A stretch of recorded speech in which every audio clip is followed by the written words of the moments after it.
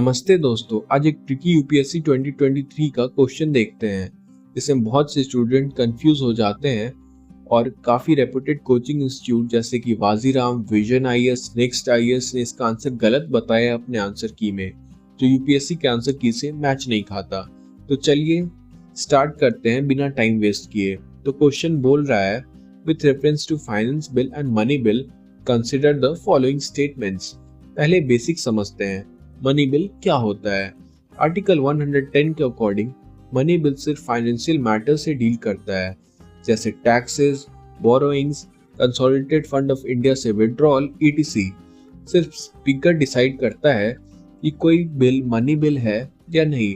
और सबसे इम्पोर्टेंट बात, मनी बिल सिर्फ लोकसभा में इंट्रोड्यूस हो सकता है, राज्यसभा उसे रिजेक्ट या अमेंड नहीं कर सकती, बस रिकमेंडेशन दे सकती है, जो लोकसभा चाहे तो माने या इग्नोर कर दे।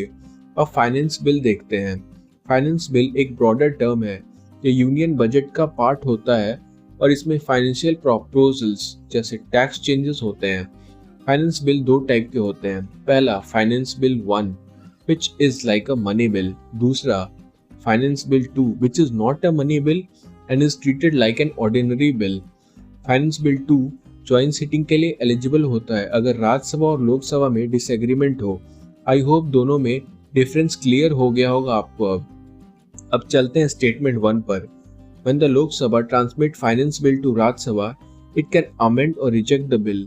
यह रॉन्ग है, क्योंकि फाइनेंस बिल 1 तो मनी बिल होता है। फाइनेंस बिल 1 को अमेंड या रिजेक्ट नहीं किया जा सकता राज्यसभा में।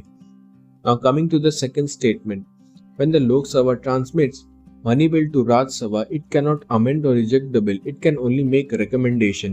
बिल्कुल सही, ये आर्टिकल 110 का कोर रूल है।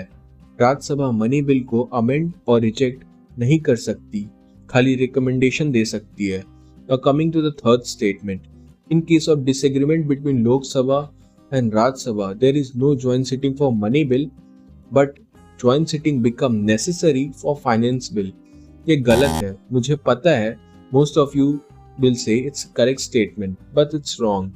इसमें ट्रिक यह है, मनी बिल के केस में ज्वाइंट सिटिंग अलाउड नहीं होता, that's correct। लेकिन फाइनेंस बिल 1 तो मनी बिल है, उसमें ज्वाइंट सिटिंग नहीं होती। ज्वाइंट सिटिंग सिर्फ फाइनेंस बिल 2 के लिए होता है, इसीलिए स्टेटमेंट गलत है।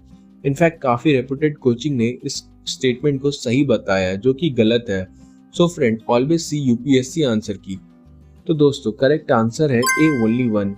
अगर आपको हमारा कंटेंट हेल्पफुल लगा तो वीडियो को लाइक करें, कमेंट करें।